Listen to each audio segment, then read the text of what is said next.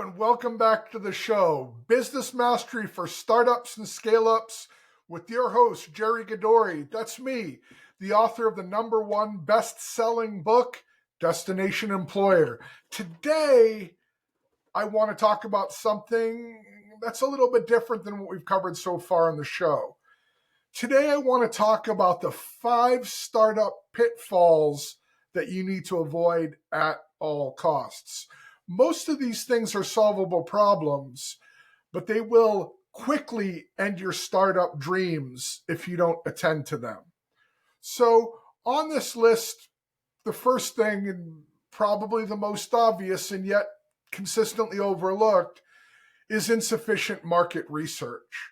You've got a great idea, you've got an amazing concept, you're ready to disrupt the market, but does the market really exist? And I'm not talking about TAM here. This isn't just about that total addressable market. This is, does the business problem you're trying to solve rise to the point in your ideal customer's eyes as something that needs to be solved? It would surprise many to hear, especially if you don't come from a business background, that there are many problems, real, legitimate problems, that just aren't big enough to solve. Or there's a solution that, while inelegant and clunky, and I'm sure not nearly as good as yours, that does the job well enough that it's not worth them changing. Now, compounding this problem is who your ideal client is. If your ideal client is other startups or smaller businesses, this is less of an issue because entropy for them isn't really in their DNA.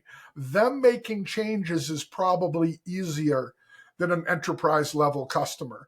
The bigger your customer, up to and including very much entities like state and federal governments, the more difficult it is for them to change and even for them to go through a procurement cycle. So the problem that you solve not only has to be big enough that they would even trouble themselves to solve it, but it needs to be big enough that the hassle of changing is worth that additional effort. So when you're going to market with your idea, when you're thinking about starting a company around that idea, ensure that you do the market research and make sure that folks will even give you the time of day, that they care enough about your problem to solve it.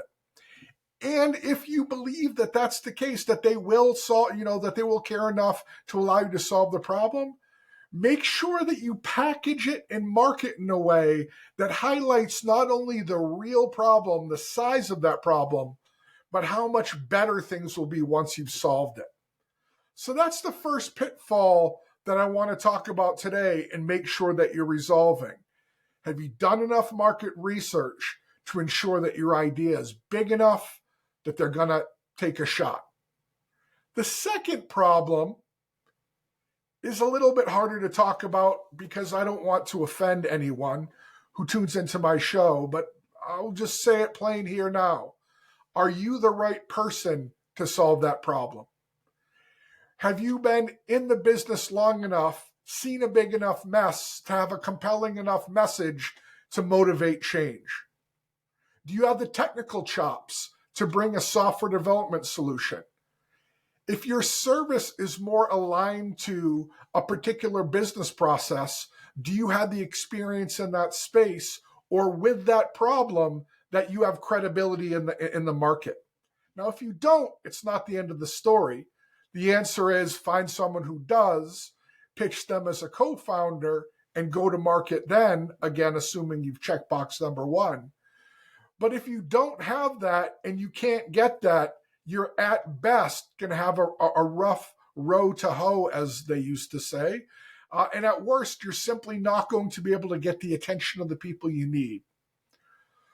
So that's a tough one, and really the solution is either get more experience in that space or get a co-founder who has that experience and can bring that gravitas to get people convinced to give you a shot. Remember, folks, one of your biggest entropies in business isn't your competitors. It's entropy itself, the unwillingness of people to make a change. And if we're going to be that change agent, our idea and our presence has to be big enough to overcome that. And that's a combination of the first and second things that we've talked about today. Have you done the research? Is this a big enough problem? And are you the person to bring it to market? The third problem is, do you have the resources to get from solution to market ready? By resources, I mean money. Do you have the ability to ride this from the point that you're at now to the point that you're going to start generating sufficient revenue to cover overhead? In VC language, that's called burn. But not all of us are VC fundable. All of us want funding. But regardless of what camp you're in, can you make it past your burn? Can you outrace the rate at which you spend money? If you can't, that's not the end of the world. You have options. It may be that this startup idea is a side hustle until you can generate enough business to get you that revenue to step off and or to bank sufficient amount to get you there. That's a viable path that is time-tested and proven. Another option is to seek outside funding. At this stage, that likely will not be a VC. It could potentially be an angel, but it's most likely friends and family who believe in you and your idea. A quick word of warning there, though. Treat that friend and family group as though they were a professional angel or a VC. Both because you need to do right by them and because it's great practice for if and when you do need to present to a professional angel or a VC. If your friends and family are trusting you with their hard-earned money, again, do the same due diligence you would do to a stranger that you're pitching your idea to ensure that it truly is ready. And don't be offended if they pass on the idea because either you didn't do that research or they're just not in a place to afford you that money. But that is an option to look into. The main thing here to focus on is that you're doing this with cold reasoning, not with emotion. Are you doing your due diligence for yourself? One strategy that I've employed with success is to overstate my expenses and understate my revenue.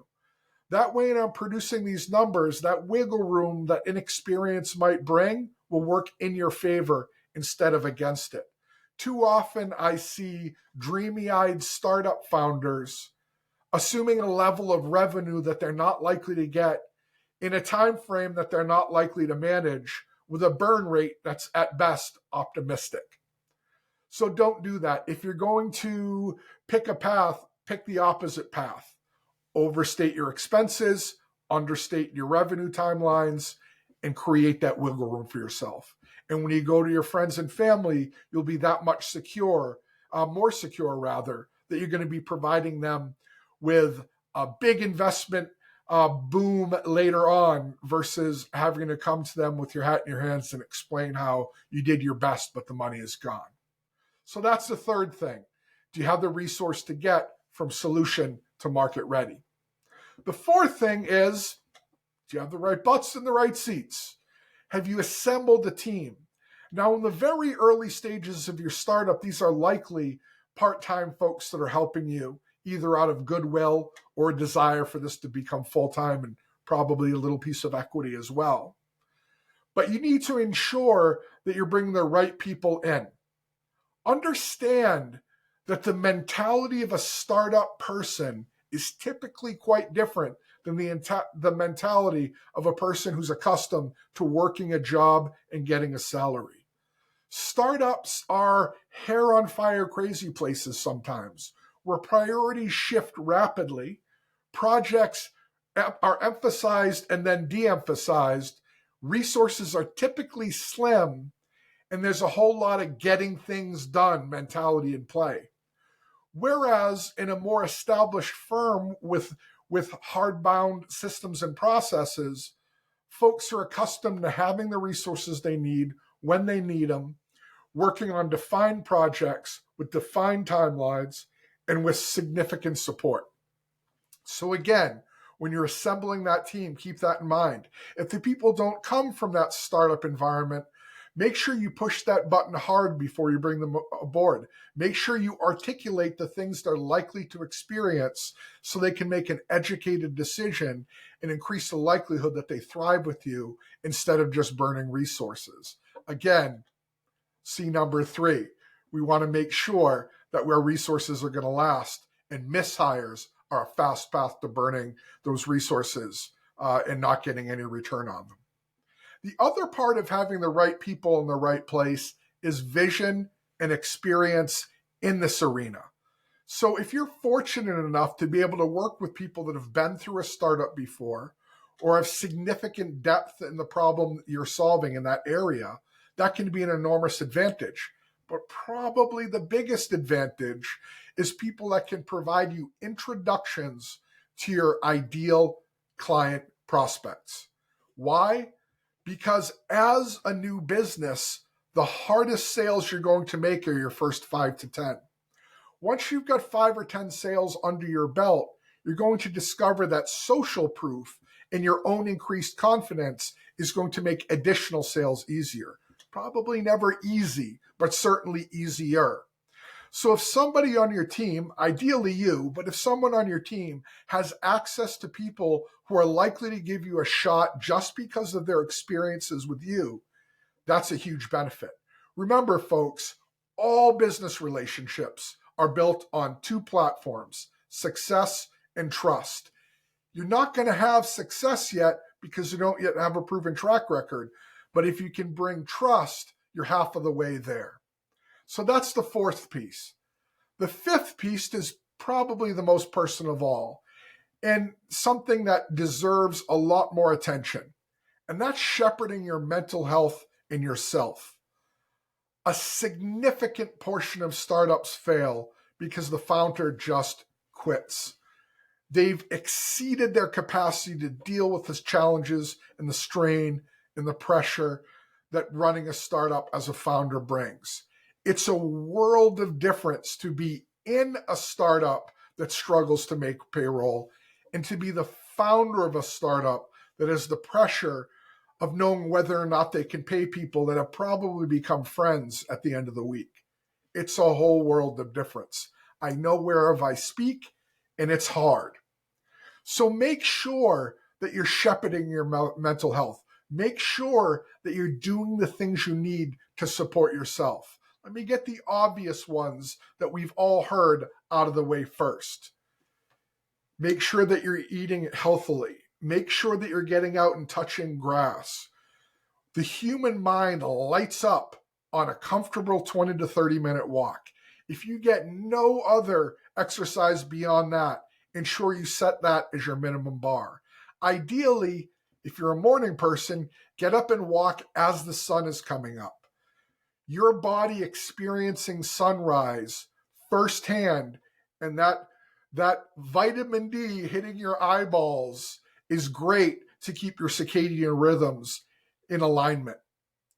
Make sure that you're stepping out of your professional world and into your personal world and maintaining those friendships that are outside of your startup.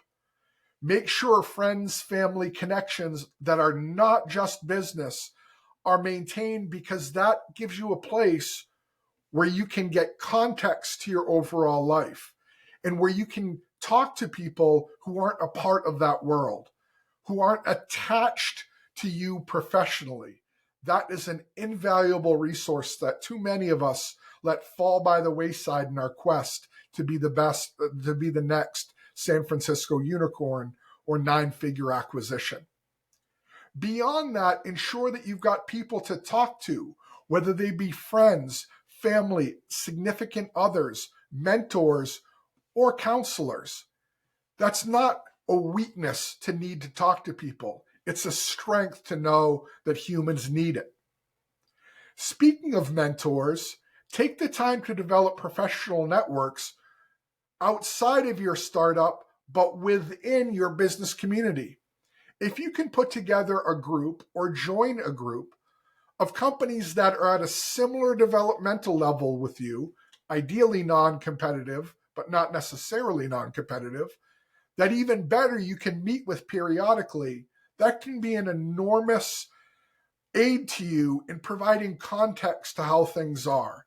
It's very easy as a founder or an early stage company leader to get stuck in a bubble of your own thoughts and the thoughts of people who you spend 25 hours a day, 8 days a week with, and to get stuck inside of that echo chamber and just lose all sense of proportion and context. By meeting with people in similar sized organizations or in similar developmental life cycle places as you can see that other folks are experiencing the same problems. And this is where the non-competitive piece is helpful. If they're in different industries, sometimes the same problems get resolved in a different way, and you can lift that idea and bring it into your startup, and something new happens in your space that hasn't happened before.